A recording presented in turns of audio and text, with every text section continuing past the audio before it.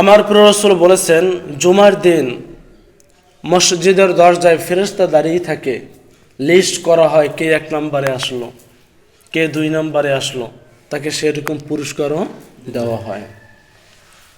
যখন খুতবা শুরু হয়ে যায়, অর্থাৎ আরবি খুতবা, তখন ফেরেশতারা তাদের খাতা রেখে আপনাদের সাথে তারাও বসে খুতবা মনোযোগ সহকারে শুনে। কিন্তু কিছু বাঙালি তারা মসজিদে ঢোকে যখন একামত চলে, কিন্তু খুতবা শোনা ওয়াজিব। খুতবা শোনা কি ফরজ আর ওয়াজিব সৌদি আরবের মানুষ তারা একই মনে করে, দোনোটাই আপনাকে মানতেই হবে। অনেক বাঙালি কথা বলে কিংবা অন্য মনোযোগী হয়, কিন্তু কিতাবে আসছে তুমি যদি মসজিদের একেবারে অন্য কিনারায় থাকো, জায়গা পাও নাই, একেবারে লাস্ট কাতারে, তুমি ইমামের কণ্ঠ তোমার কানে আসে না, তারপরে তার মুখের দিকে তাকিয়ে থাকো, তার খুতবা শোনা কতটা গুরুত্বপূর্ণ। তো বাঙালি আসে কখন? যখন একামত চলে। কিন্তু আপনার আমার মাথার ভিতর তো থাকতে হবে, ফেরেশতারা লিস্ট করতে আছে, দেখি আমার নামটা আগে আনা যায় কিনা। যদি পুরস্কারের ব্যবস্থা করা হয়, যেমন বর্তমানে একটা প্রতিযোগিতা চলতে আছে পটুয়াখালী ওয়েলফেয়ার ফাউন্ডেশনের পক্ষ থেকে আব্দুল্লাহ নাহিয়ান করেছে 3টা, একটা হলো রাঁধুনি, আর একটা কোরআন তেলাওয়াত, আর একটা আপনার সাধারণ জ্ঞান। 3টায় পুরস্কারও আছে। যে ফার্স্ট হবে তাকে 20,000 টাকা পুরস্কার, যে সেকেন্ড হবে তাকে 10,000 টাকা পুরস্কার।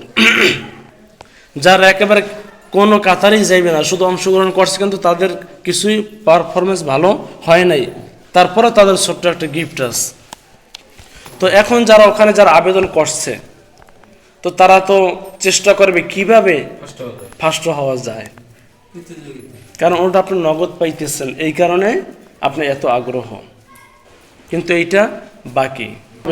আমার প্রিয় রাসূল সাল্লাল্লাহু আলাইহি ওয়াসাল্লাম বলেছেন, যখন কোনো মানুষ নামাজের জন্য মসজিদে প্রবেশ করে, তিনি যদি নফল নামাজ নাও পড়ে, জিকির নাও করে, কোরআন তেলাওয়াত নাও করে, একেবারে তিনি বসে রয়েছে, কোনো আমল তিনি করতেছে না, নামাজের আগ পর্যন্ত যতক্ষণ পর্যন্ত বসে থাকবে, তার আমল নামায় সব উঠতেই থাকবে। একটা নেকির মূল্য কত এটা কে বুঝবে?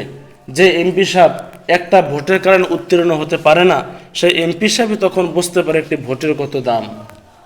যে ছাত্রছাত্রী একটি মার্কের জন্য A+ পায় না, ছাত্রছাত্রী বুঝতে পারে একটি মার্কের কত মূল্য। যে ছাত্রছাত্রী একটি মার্কের জন্য পাস করতে পারে না, তিনি তখন বুঝতে পারে একটি মার্কের কত মূল্য। ঠিক কিয়ামতের ময়দানে যেই বান্দাবান্দি একটি নেকির অভাবে জাহান্নামে চলে যাবে, সে তখন বুঝতে পারবে একটি নেকির কত মূল্য। এখন বলতে পারেন যে হুজুর, সেটাকে আমরা হাওয়ার উপরে শেখবো, মানে ধারণা করে নেব যে দামি? না, আপনার সামনে স্পষ্ট, কবরে যাওয়ার আগে আপনার কাছে স্পষ্ট তুলে ধরছে আল্লাহ তাআলা, ধরে নাই? কোনোটা অস্পষ্ট না, কোনোটা গোপন নয়, সব প্রকাশ করে দিয়েছে। আমার প্রিয় রাসূল একেবারে হাতে নাতে প্র্যাকটিক্যাল দেখাই দিয়েছে। বাহিরে নাইমা সাহাবা একরামদেরকে বলে, শোনো, ওই যে দেখো অহুদ পাহাড় দেখা যায়, অহুদ পাহাড় দেখা যায়, আল্লাহ হাবিব বলেছে একটা অহুদ পাহাড় আল্লাহ তাআলা প্যারাগ হিসাবে জমিনে মেরেছেন।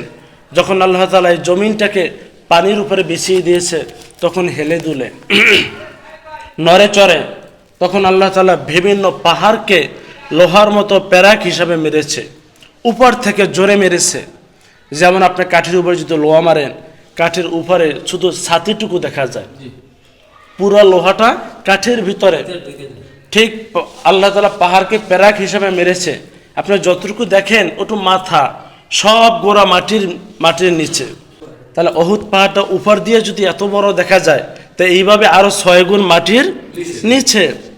আল্লাহর হাবিব বলে, এই যে পুরো অহুদ পাহাড়টা পুরোটা যদি স্বর্ণ হয়ে যায়, অহুদ পাহাড়ের ভিতরে লক্ষ কোটি মন পাথর আছে, পুরো পাহাড়টা যদি স্বর্ণ হয়ে যায়, এই পুরো পাহাড়ের যত দাম হবে, যত মূল্য হবে, তার থেকে একটি নেকির অনেক অনেক বেশি মূল্য। সুবহানাল্লাহ পড়ে।